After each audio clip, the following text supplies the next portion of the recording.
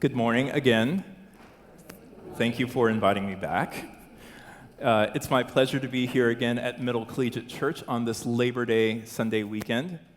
Labor Day, as is mentioned, is a significant day in our national consciousness and in our calendar.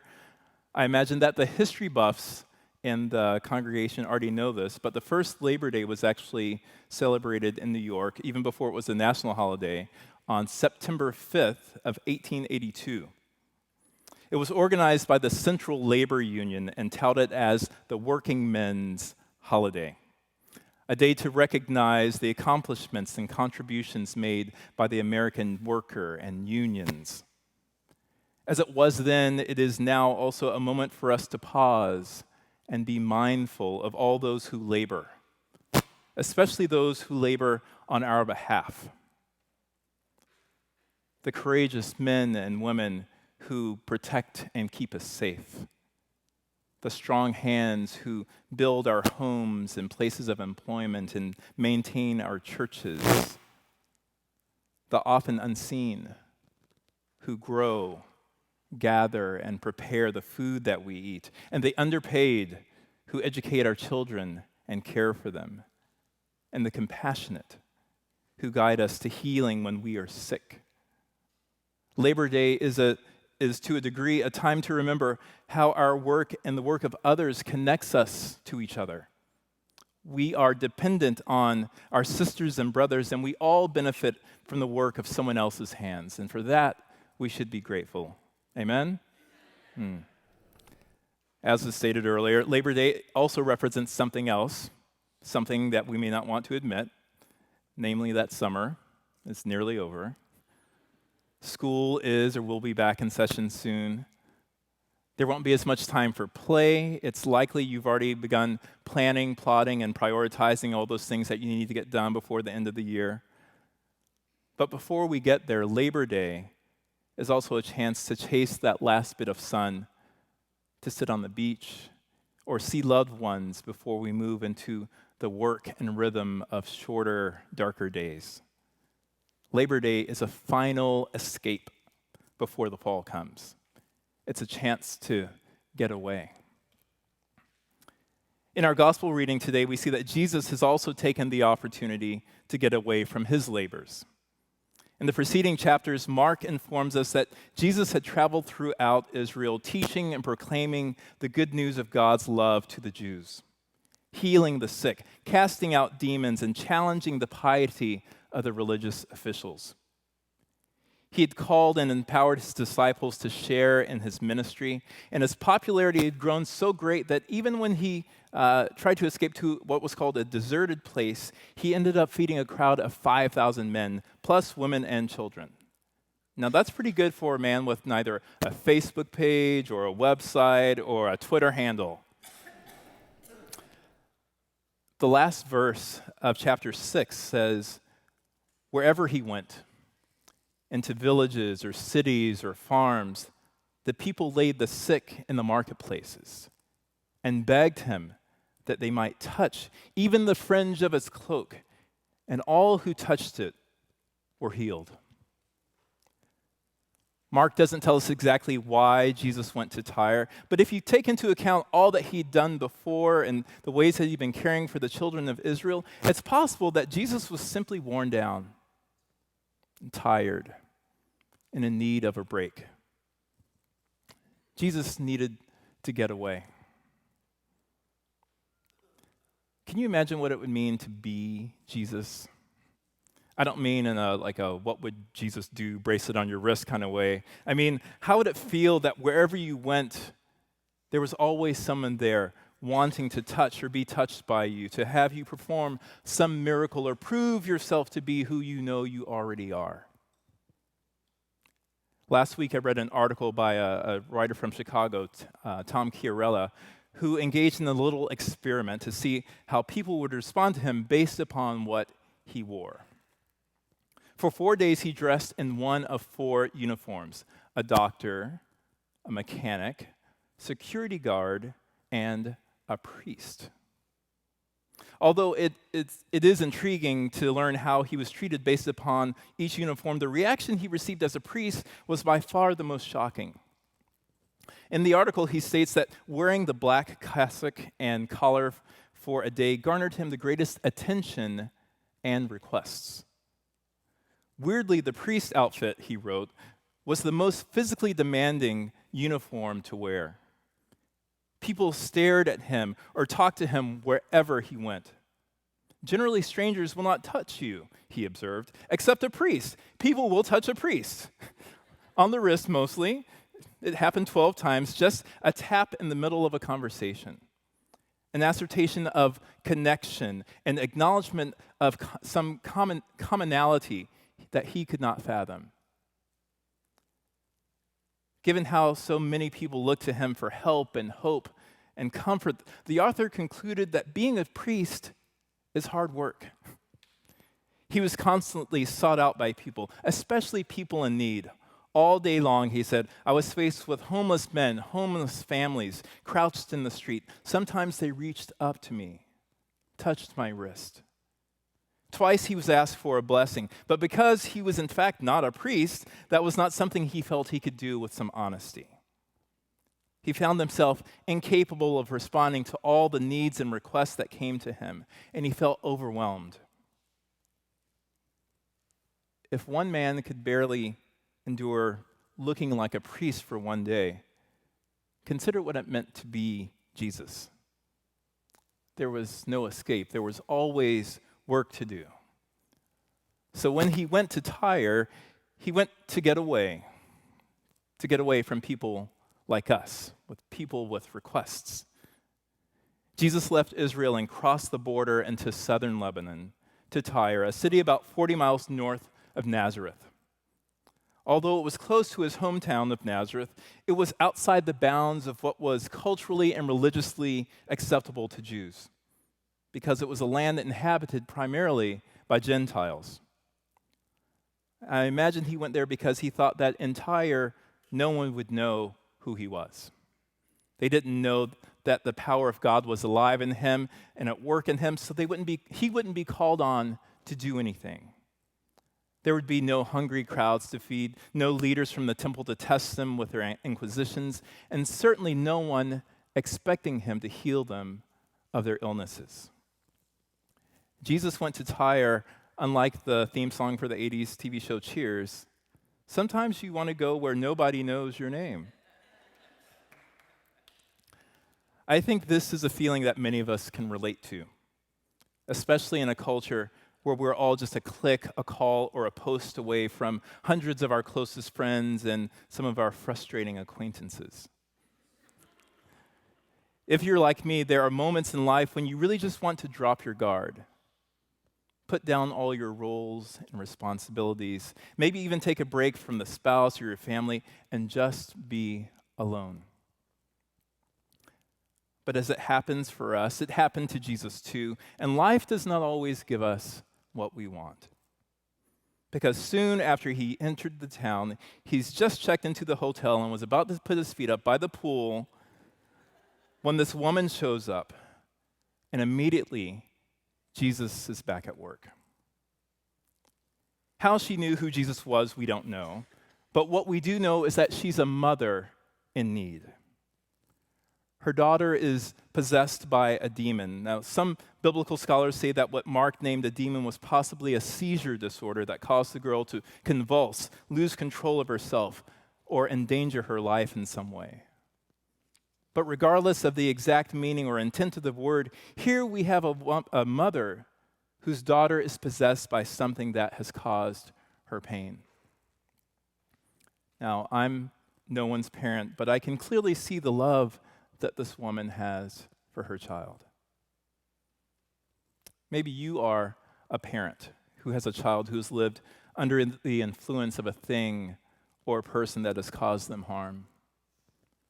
Or maybe you have a loved one or have loved someone who was subject to a condition, a substance, or maybe a situation, or maybe just a way of thinking that prohibited them from living a whole and healthy life.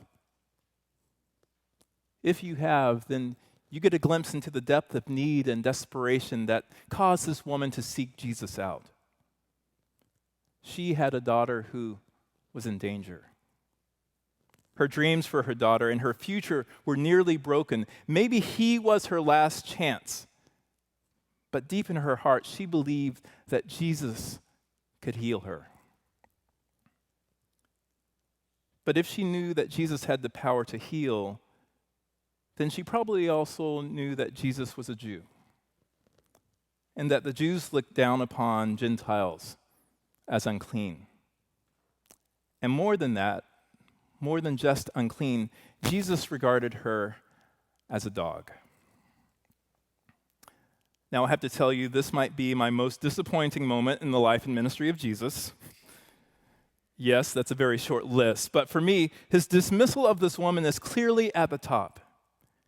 It's not that it shows me that Jesus is very much human, but it's this humanity that gets played out in the ways that are often the most hurtful. It reminds me of those times when I was called, as the old folks used to say, everything but a child of God, and I was made to feel less than human. I've generally believed that Jesus demonstrates more compassion than that kid in my junior high school gym class, or the guy in my college dorm, or that well-meaning woman at the church conference earlier this year who used just the right words to reveal to me that, at least in their eyes, I am, at best, an outsider. And it pierces my heart to think that at one point, Jesus also embodied the same traits and privileges of patriarchy and xenophobia and religiously being elite that we experience today. But again, the issue with this passage isn't with what I think or how you feel, but it's with this Syrophoenician woman, this woman of a different ethnicity and culture, and she was the object of his offense. And this is where we have to lay our attention. The text tells us she came bowed and begging that Jesus would heal her daughter. And although he rebuffs her with, "Let the children be fed first, for it is not fair to take the children's food and throw it to the dogs," defiantly she says, "Even the dogs eat the crumbs that fall from the children's table." Jesus is rude and dismissive. He tells her, "No, my gifts are not for you. You have to wait your turn." But this woman is not shaken by his rebuke. She knows her status as a religious and ethnic outsider. She is not one of the children who get invited to the table to eat. She knows that she is viewed as less deserving, unworthy of God's blessing or Jesus' touch, but she doesn't give up. She is bowed, but she is not broken, and it is the love for her daughter and the faith that Jesus has the power to heal her, even though she is viewed as unclean, that made her defiant. Although it may have stung, and it does matter, I doubt she was wounded by what Jesus called her. Like those of us who have been told that we're different from the norm, she'd heard it all before. The pain of her daughter was breaking her heart, and Jesus' words could not cause her much more pain. She would not bend to the tradition of the day. She didn't care that Jesus was Jewish. She didn't let her status or her history or heritage keep her from what she believed. She didn't let her gender keep her silent in a male-dominated society, because the health and life of her daughter was far more important than any discriminatory statement from a man, even when that man was the source of her healing. It was through the depth and strength of her mother's faith that the girl was healed. She, not Jesus, is the healing agent in this story. The passage doesn't say that Jesus did anything. It's simply the woman stated what she wanted, and she did it with such conviction and determination that Jesus could only announce that it was done. And both he and the demon had to acquiesce to the woman's demands. That is the gospel of defiance. That when we stand up and demand the love, justice, and equity of God in our lives, God will respond in justice on our behalf. well-behaved women seldom make history.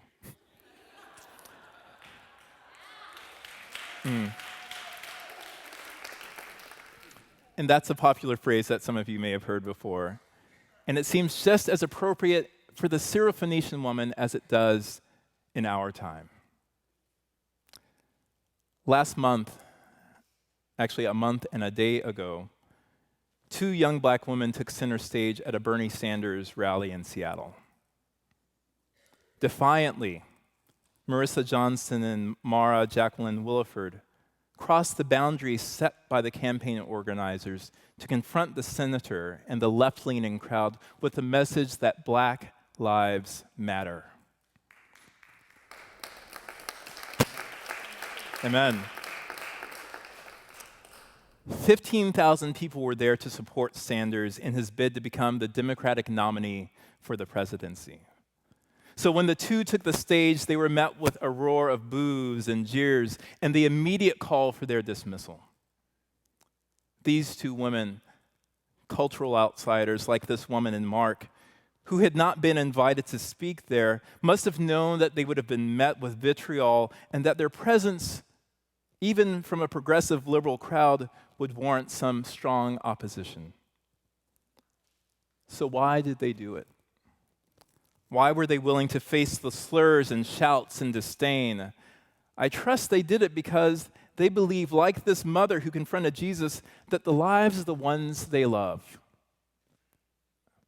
black children and black women and black men, are too precious, too important, too cherished, that they could not wait another day to claim their worth and demanded their seat at the political table. Many have taken issue with their tactics. Some have called them inappropriate, misguided, even pawns of the conservative right. Some have maligned them because of their ethnicity, and no doubt some have even referred to them as female dogs.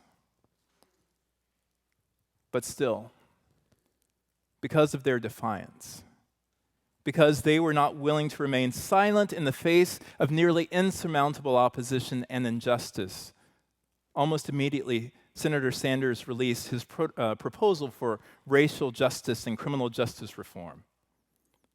Within a couple of days, they got what they came for, and the conversation shifted. The concerns of racial injustice in education, unfair housing practices, and policing and employment are now on the table, and other candidates are forced to address them too. Although these women in Seattle and this Syrophoenician woman are separated by 2 millennia, living in complete different realities, the good news is that faithful defiance changes things. It has the power to heal, to save lives, to change hearts and churches and nations. In the second half of our reading today, Jesus said, "Ephphatha, be opened."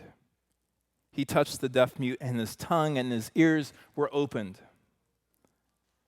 The woman showed a depth of love and defiant faith, even in the face of Jesus' opposition, and his heart and mind were also opened.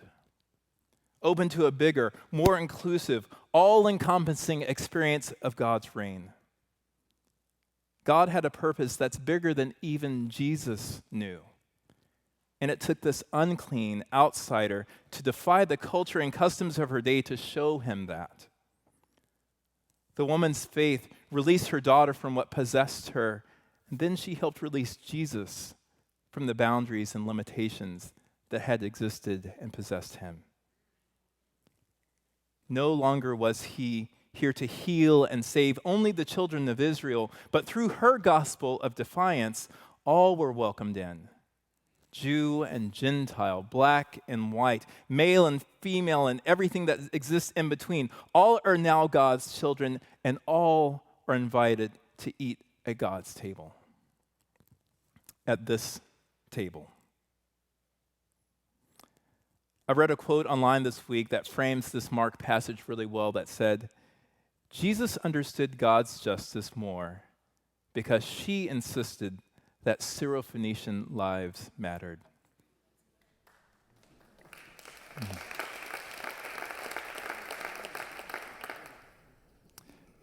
Bishop Yvette Flunder, the defiant lesbian pastor and founder of City of Refuge Church in Oakland, helped me see this passage in a new light when she said, what she values most about it is that it shows Jesus at his most human. Because we need a God who fully understands what it means to be human, to be hurt, to hunger, to be disappointed, and to be wrong. It shows us that Jesus can be wrong. And that's important to know because sometimes we too are wrong. Amen? Okay. We're wrong in some relationships. We're wrong in what we say and think. We can be wrong in how we name and explain the work of God. But if Jesus can be wrong about the limitations of God's love and healing and justice and God's power can still work through him, that should give us hope too. Because if God can use Jesus, the one we revere as holy and without sin, when he is offensive and naive, that means there's still hope for you. And there's still hope for me. Now, if you've been like I've been at some points in my life, some of us have been silent for too long.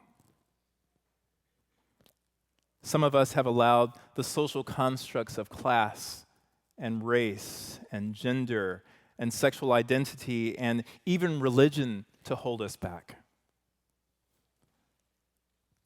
What would it take for you to move forward in faith? To believe that God has healing and hope and justice for each of us.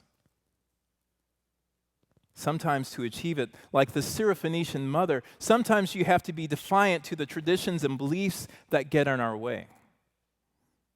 As one county clerk is taking a stand against the Supreme Court and marriage equality in Kentucky this week, the gospel of Jesus Christ is looking for people who will be defiant to a culture rooted in oppression and exclusion to say that we stand for justice.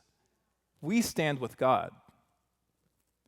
Across the world, the bodies of innocent refugees are washing up on shores because nations have turned them away. They've not welcomed them to the table. In America, politicians propose racist policies that threaten to build a wall where God would have no walls. God needs people to defy nationalism and to usher in the reign of God so that all are safe and sheltered and whole. How in the city, in your home, or even in this church is God calling you to defy what you've known to make way for God's justice? I'm sure you know of Bayard Rustin, who's a noted organizer during the Civil Rights Movement, and without him, the March on Washington would not have happened. African-American gay man, just saying. He had a quote that reads, "We need in every community a group of angelic troublemakers." In other words, we need people of faith to join in the Gospel of Defiance. Will you join us? Because it's time to go to work. Amen.